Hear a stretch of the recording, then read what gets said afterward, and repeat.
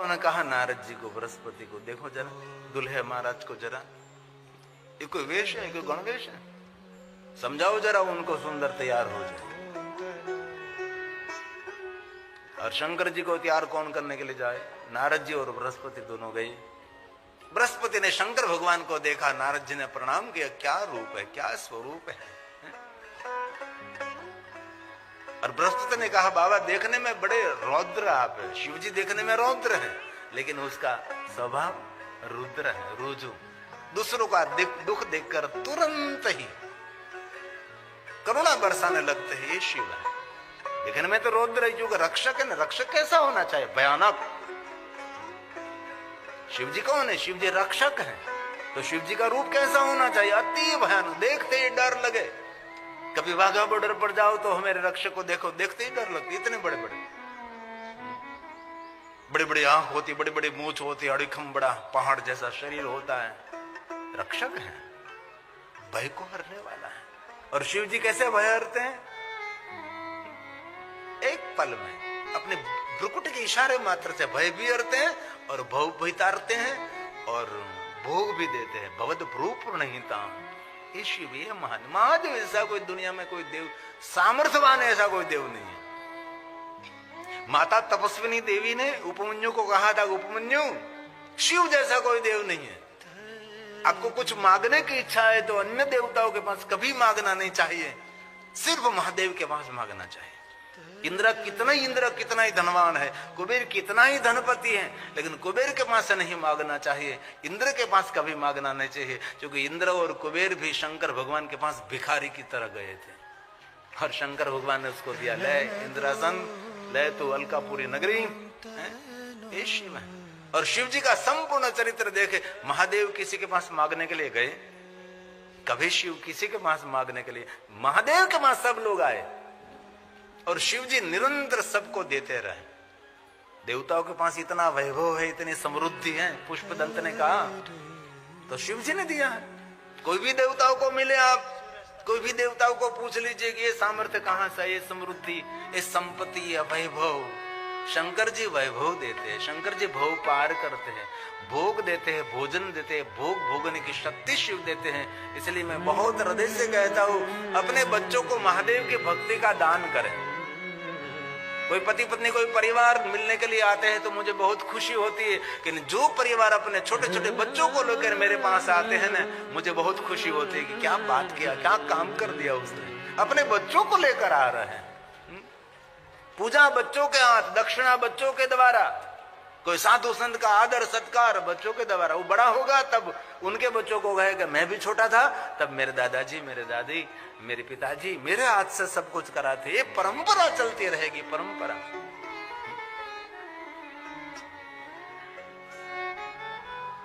इसलिए अपने बच्चों का भविष्य उज्जवल देखना चाहते हैं, महादेव की भक्ति उसको दीजिए, महादेव के भक्त उसको बना दीजिए।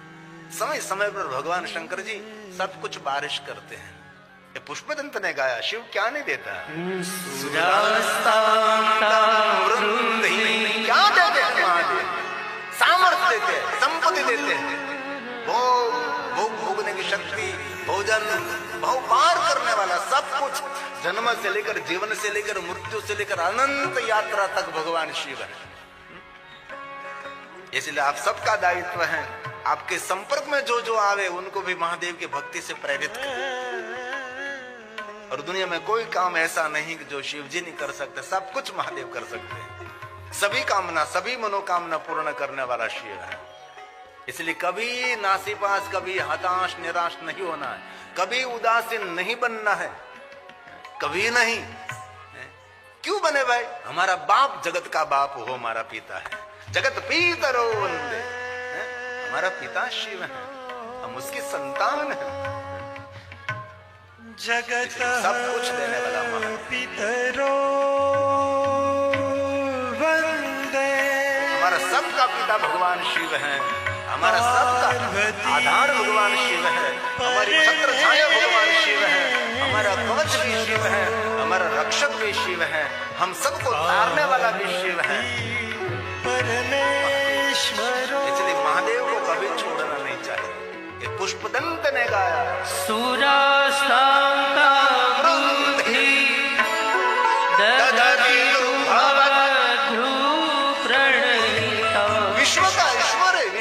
विश्वनाथ, विश्वपति, विश्व सर्जक, विश्व पोषक, विश्व रक्षक, ये महादेव है।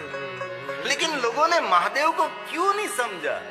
मैं 30 साल पहले जब कथा क्षेत्र में निकला था, अकेला निकला था, कोई लोग शिव महाप्रण कथा करने वाला कोई नहीं था, आयोजन करने वाला कोई नहीं था।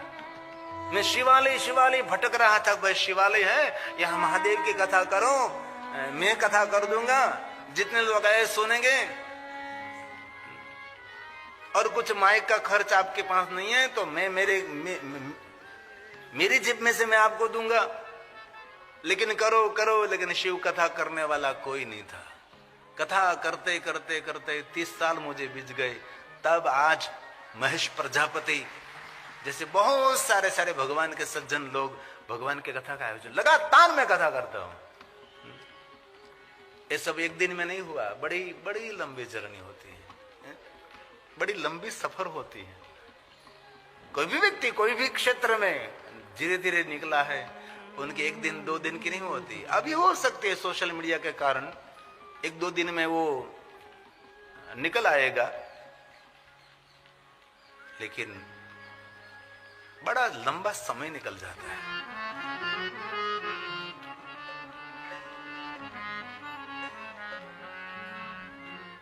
इसलिए बहुत बार कहता हूं, अधिक से अधिक महादेव का भजन करो।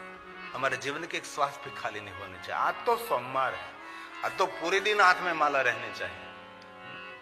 आज के दिन उपवास हो सके तो बड़ी बात है, लेकिन कम से एक समय भोजन करके, सोमवासरे निशि भोजनम, आज के दिन बहुत महत्व का है।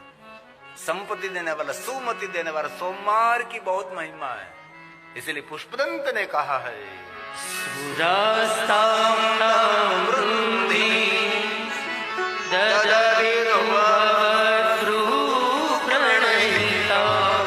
के इशारे मात्र से नहीं विषय मृग तृष्णा प्रमयति,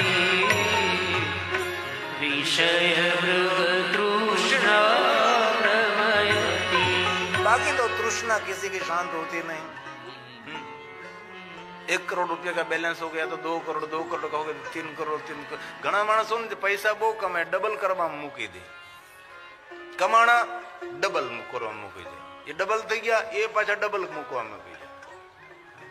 એ પૈસા ડબલમાં પોતે વાંકો વળી જાય, હાથમાં કાંઈ રહેતું નથી। જરૂર બચત કરવી જોઈએ, પણ એટલી બધી નહીં કે તમે દુઃખ વેઠીને બચત કરો। તમે પણ તમારા માટે વર્તમાન સમયને ઉજાગર કરો। વર્તમાન સમયમાં તમે લહેરથી રહ્યો જરા। बृहस्पति ने और नारद जी ने मिलकर शिव जी का सुंदर स्तवन किया, बाबा की सुंदर स्तुति की। बाबा देखने में रौद्र है, लेकिन हम सभी को पता है आपका हृदय बहुत बहुत रुजु है, रुद्र है। रुद्र मतलब दूसरों का दुख देखकर जिनका हृदय द्रवित होने लगता है, वो शिव है। नमो रुद्राय, नमो रुद्राय नीलाय भीमाय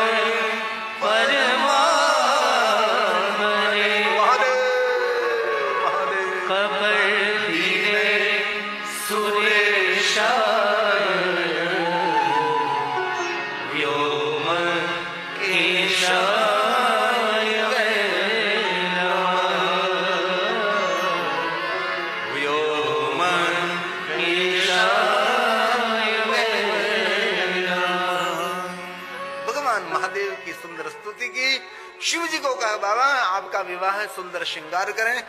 महादेव ने कहा, श्रृंगार करने के लिए मेरे पास जो ये है, ये सर्प मैंने जो पहना, वो सर्प छोटे लगते तो बड़े बड़े अजगर पहन सकता हूं, थोड़ी और भस्म लगा सकता हूं। लेकिन नारद जी ने कहा, आपने क्या वचन दिया, सुंदर श्रृंगार करके विवाह करो, तो श्रृंगार करो। महादेव के श्रृंगार करने के लिए श्वेतांबर, पीतांबर, लीलांबर, सोना चांदी हीरा मोती के मुकुट कुछ भी नहीं है। तब देवताओं ने कहा, महादेव हम सभी को अवसर दीजिए, हम सब मिलकर आपको सुंदर श्रृंगार करेंगे। तब विष्णु ने पीतांबर पहनाया, ब्रह्मा जी ने उपवस्त्र दिया, इंद्र ने सुंदर मुकुट, कुबेर ने सोना चांदी हीरे मोती के सुंदर आभूषण दिए और शिव जी को सुंदर श्रृंगार किया। और भगवान महादेव जी नंदी पर सवार होकर देवियों ने मंगल गीत गाए और सुंदर मंत्र गायन किया ऋषि मुनि। अप्सराओं ने नृत्य किया है, थनगनाट अति सुंदर दिव्य आनंदमय वातावरण निर्माण कर दिया। भगवान शिव का जय जयकार करते हुए भगवान महादेव जी कैलाश को छोड़कर भगवान पधारे प्रजेश नगर के द्वार। नगरवासियों ने सुंदर स्वागत किया। भगवान विवाह मंडप के द्वार पधारे, जिन्होंने स्वागत किया विवाह मंडप के मध्य में पधारे और नारद जी ने दक्ष महाराज को कहा पुत्री सती को प्रवेश दीजिए। पुत्री सती दक्ष महाराज की पुष्पमाला लेकर विवाह मंडप में खड़े होकर भगवान शिव ने स्वागत किया। महादेव को पुष्पमाला अर्पण की, शंकर जी ने पुष्पमाला सती को अर्पण किया। सुंदर भगवान शिव और सती की विवाह की कथा कही। बाद में दक्ष महाराज ने अपनी पुत्री का कन्यादान किया और भगवान शिव के साथ पुत्र सती का विवाह किया। शिव सती विवाह करके कैलाश के द्वार पधारे। वहां भगवान विष्णु और लक्ष्मी जी ने सुंदर स्वागत किया। सुंदर आसन पर विराजमान हुए शिव और सती। देवताओं ने परिक्रमा की, जय जयकार किया, मुहुर मुहुर प्रशंसा करके अपने अपने लोक में सब गए। मेहमान सब चले गए। प्रसंग पूर्ण होने के बाद तो मेहमान इसी समय चले जाते हैं।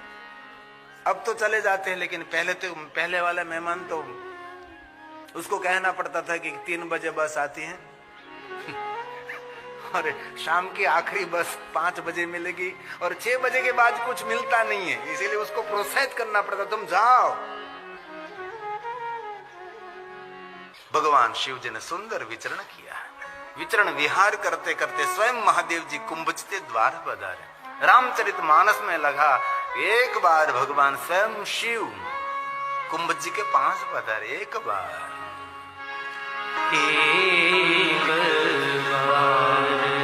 एक समय भगवान शिव आए। कहाँ आए? कुंभ जी के पास। रामचरित मानस का सुंदर प्रसंग है। एक बार त्रेता जुग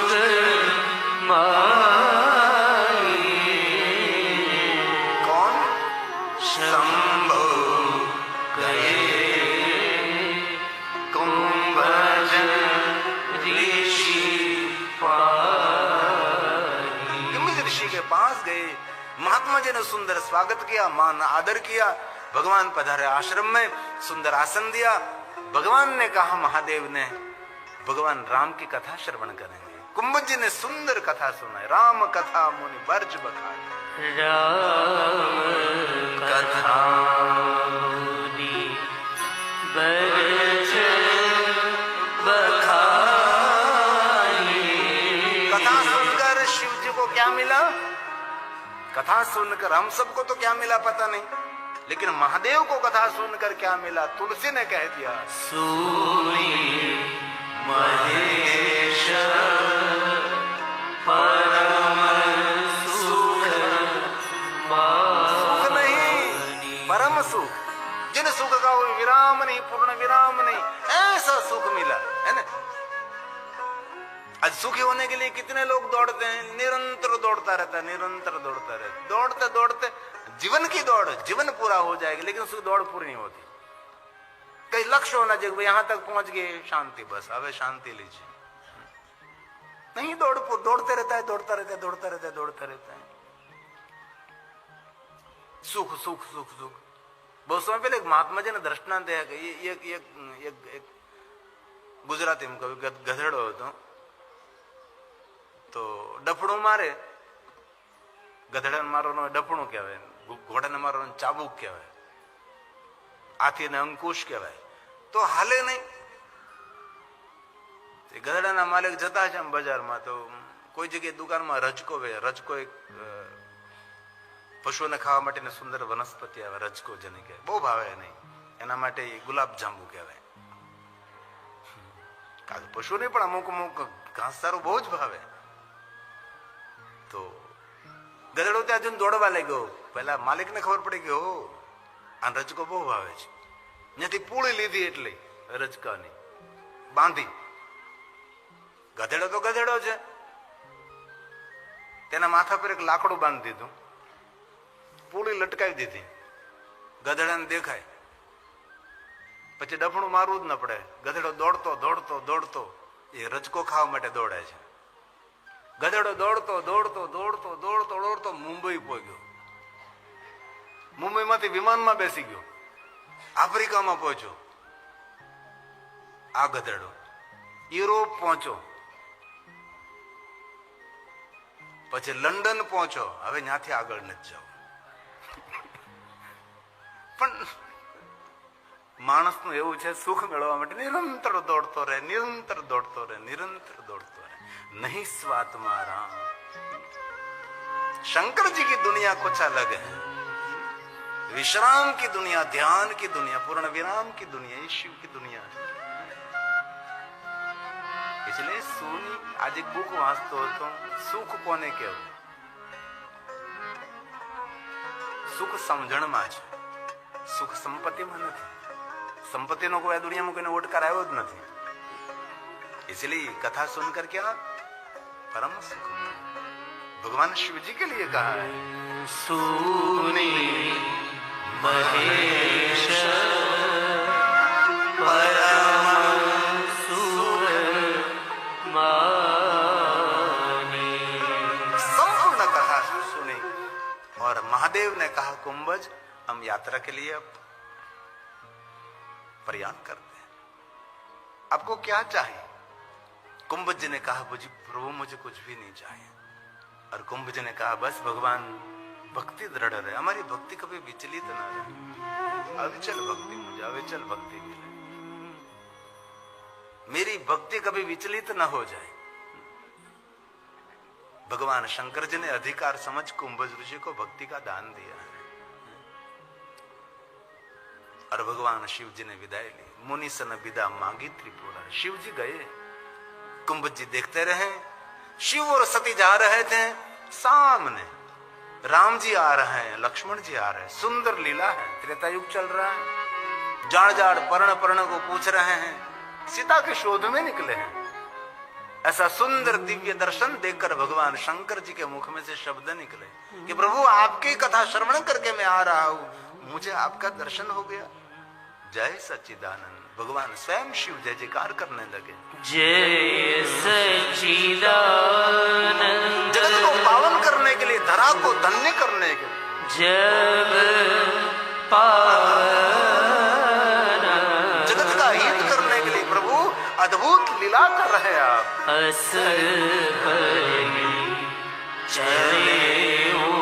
बस इतना ही बोलकर भगवान शंकर जी आनंद के साथ चलने लगे. मनोज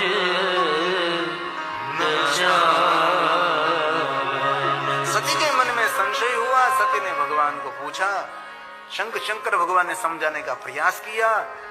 सती के मन में कुछ बात नहीं बैठी और सती ने कहा कि मैं, शिव जी ने स्वयं ने कहा सती मैं आपकी मनोदशा समझ रहा हूं, आपके मन में कुछ संशय है. और स्वयं शिव जी ने कहा और सती गई. सती ने सीता का रूप लिया. भगवान राम जी और सती का सुंदर संवाद हुआ. सीता का रूप लेकर गई, वापस आई. शिव जी ने पूछा तो कहा कि कछु न परीक्षा लेनी ही गोसाई. राम जी का दर्शन किया, सत्य का दर्शन किया और शिव जी के आगे आकर झूठ का प्रयोग किया. भगवान शंकर जी ने मन ही मन सती का त्याग किया. देवता जय जयकार करने लगे. चलत गगन भय गए रासुहाय. आकाश में जय जयकार जय जयकार जय जयकार होने लगा. सती के मन में संशय हुआ कि जय जयकार क्यों? और शिव जी का जय जयकार हो रहा और शिव सती कैलाश जा रहा है.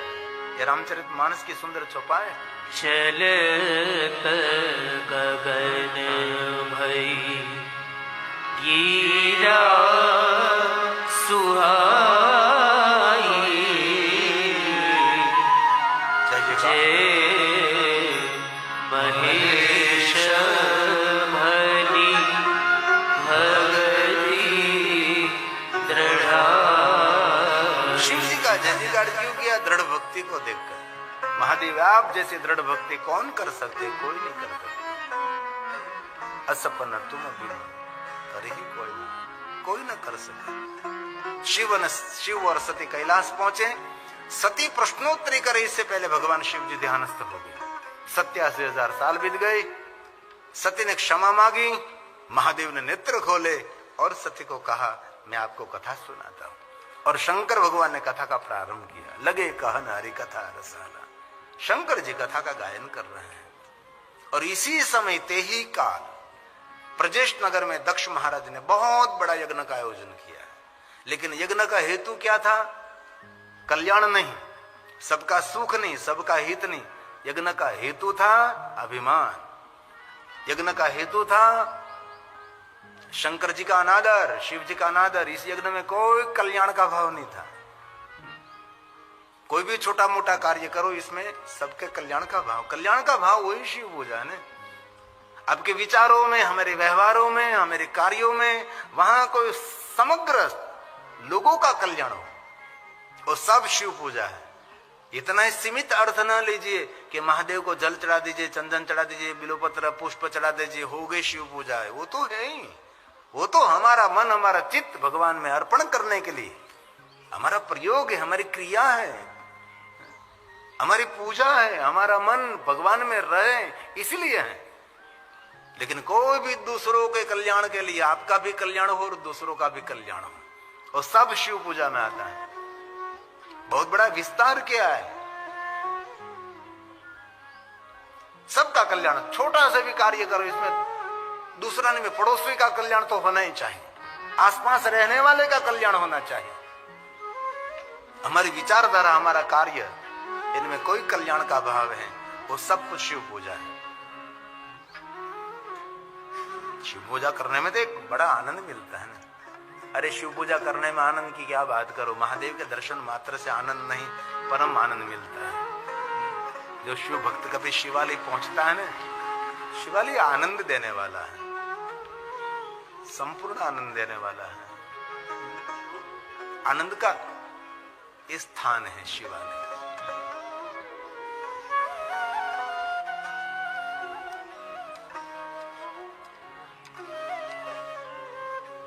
जो आनंद सिंधु सुख राशि, महादेव के लिए कहा है ना, सब शिव के लिए कहा है। शिव क्या देता है? आनंद देने वाला है। आनंद कौन दे सकता है? स्वयं आनंद में रहने वाला है। सिंधु सुख राशि, गाया है, महादेव के लिए गाया है। करते लोक सुपासी, करते लोक सुपासी, जो सुख था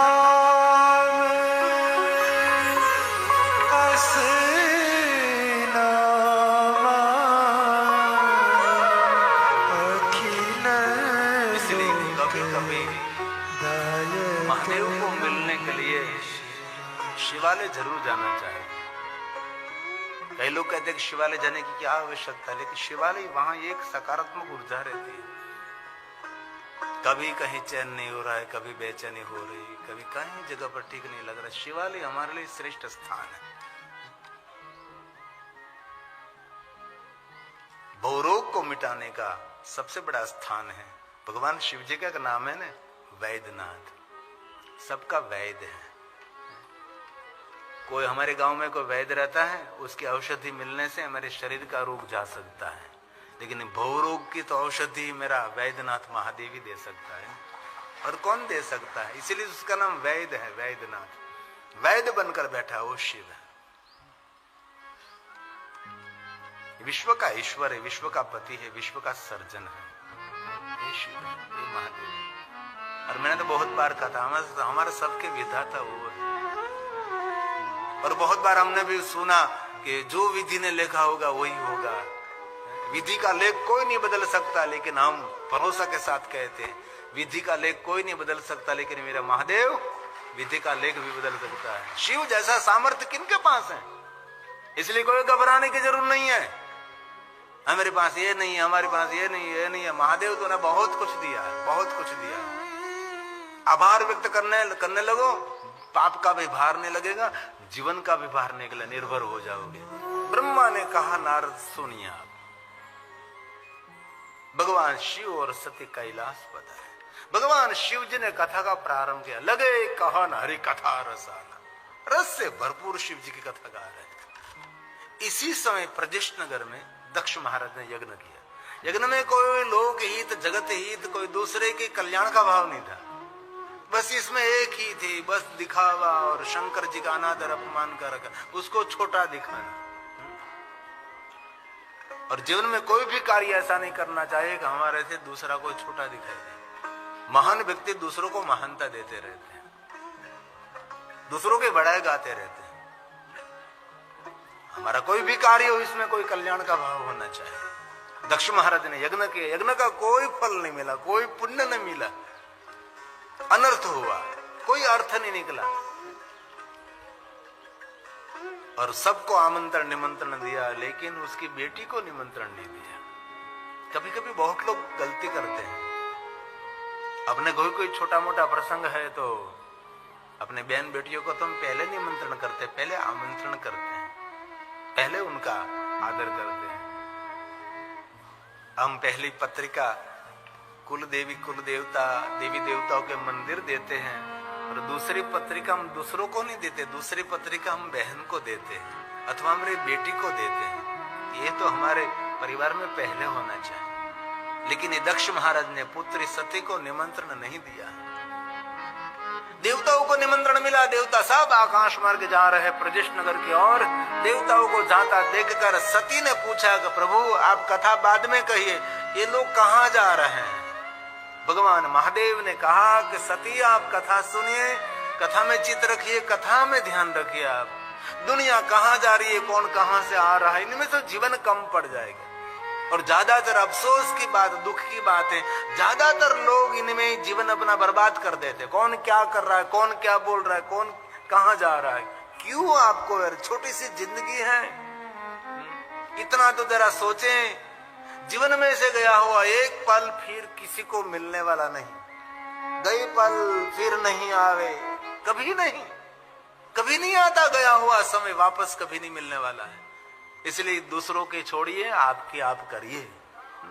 कितना कितना समय हमारा व्यय हो जाता, बैठे बैठे बैठे लोग दुनियादारी करते हैं। मैं मोबाइल का कोई विरोधी नहीं है, लेकिन महादेव का तो जरूर मैं भक्त हूं। मोबाइल जरूर, लेकिन बहुत सारा समय मोबाइल आपका ले ले, ये बहुत गड़बड़ है। समय को चोरी कर रहा हो, आपको अपने लिए कोई विचार करने का समय नहीं दे रहा है।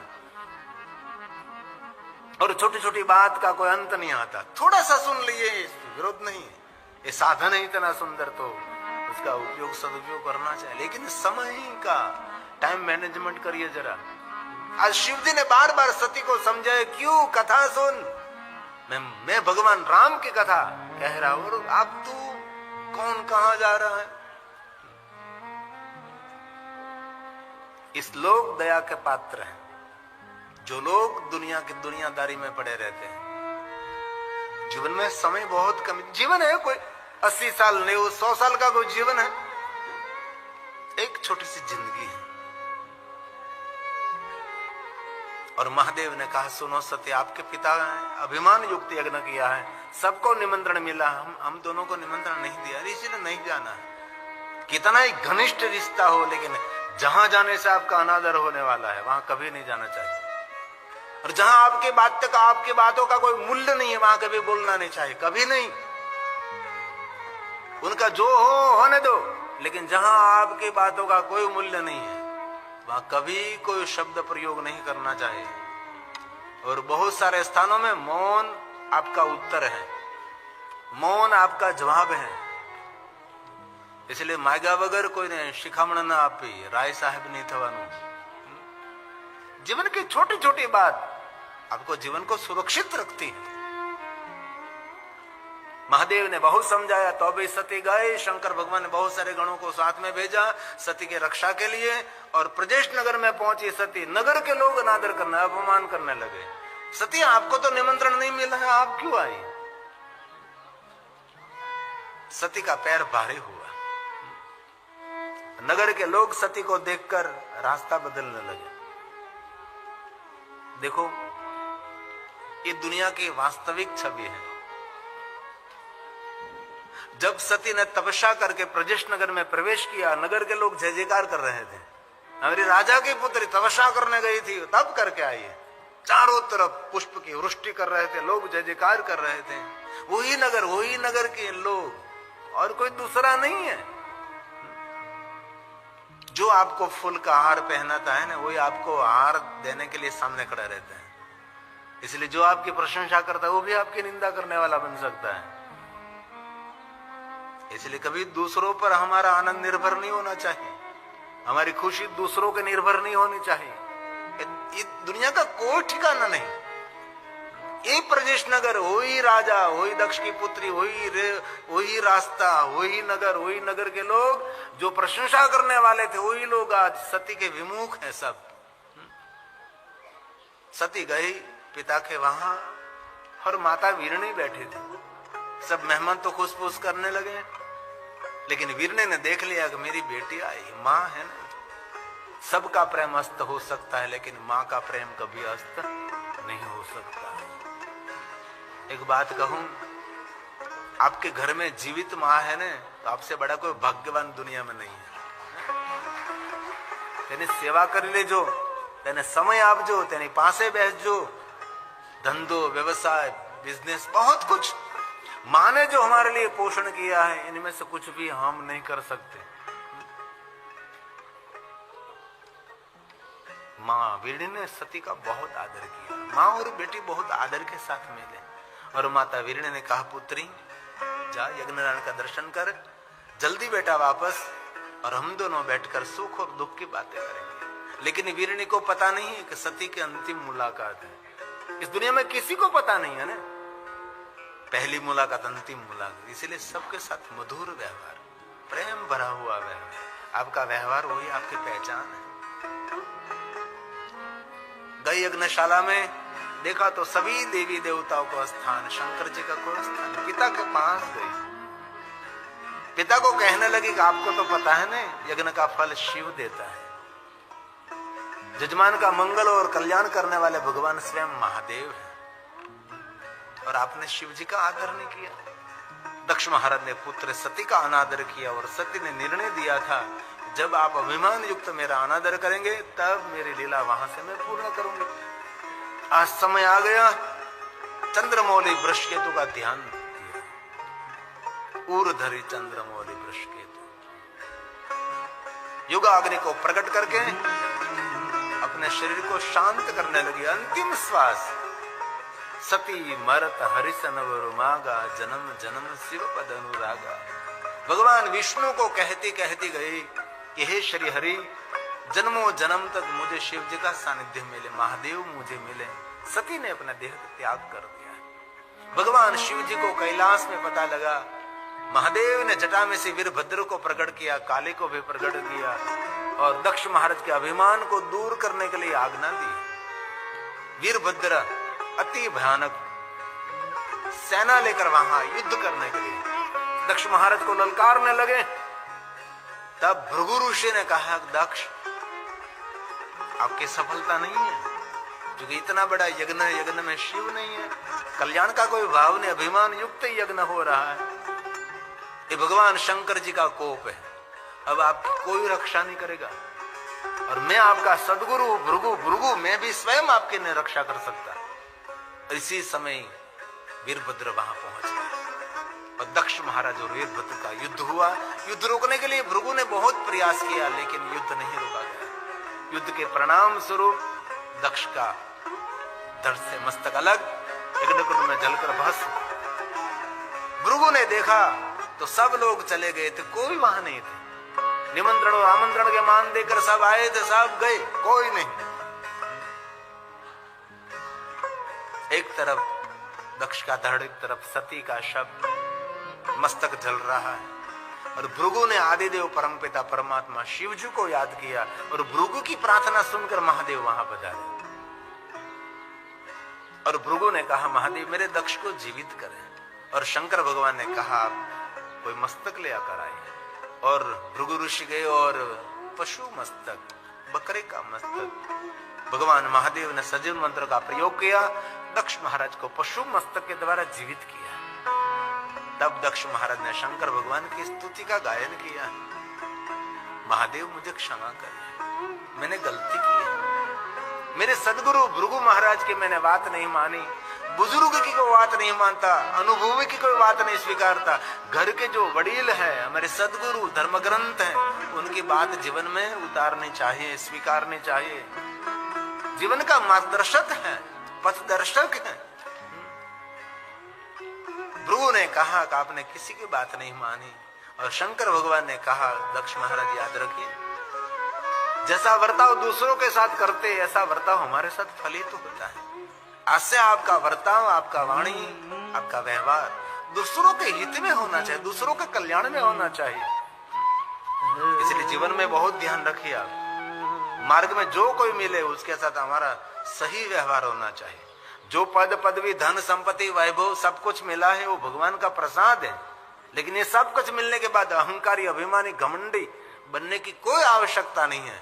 सरल नम्र विनम्र बने रहो तो आपकी शोभा, आपकी पहचान बनेगी। अभिमानी व्यक्ति को कोई पसंद नहीं करता, कभी नहीं। अभिमानी व्यक्ति को कोई पसंद नहीं करता, कटु बोलने वाला का कोई पसंद नहीं करता, मदिरा पीने वाला, गंदी गंदी वस्तु बोलने वाला, खाने वाला, पीने वाला, उनको कोई पसंद नहीं करता। व्यक्ति की पसंदगी नहीं होती, व्यक्ति में रहे वो सद्गुणों की पसंदगी होती है। ये जीवन है।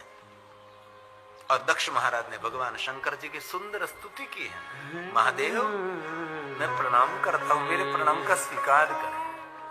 राधे राधे, हर हर महादेव। तो भक्तों, आपने शिव पुराण की कथा का श्रवण किया होगा, जिसमें गुरु जी ने बताया है सती जी और शिव जी का विवाह, कि सती जी ने किस प्रकार तपस्या की शिव जी के पाने के लिए। कहते हैं जो अगर अब हम तपस्या किसी भी चीज़ की करते हैं तो भगवान उस चीज़ को, हमारी इच्छा ज़रूर पूरी करते हैं। तो भक्तों, आज आपने शिव चरित्र में शिव जी और सती जी के विवाह की कथा सुनी।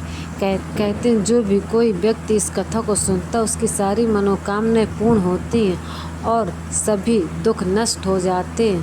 भक्तों, तो आपको ये कथा कैसी लगी? अगर आपको ये कथा पसंद आई हो तो चैनल को सब्सक्राइब और वीडियो को लाइक अवश्य करें। राधे राधे, हर हर।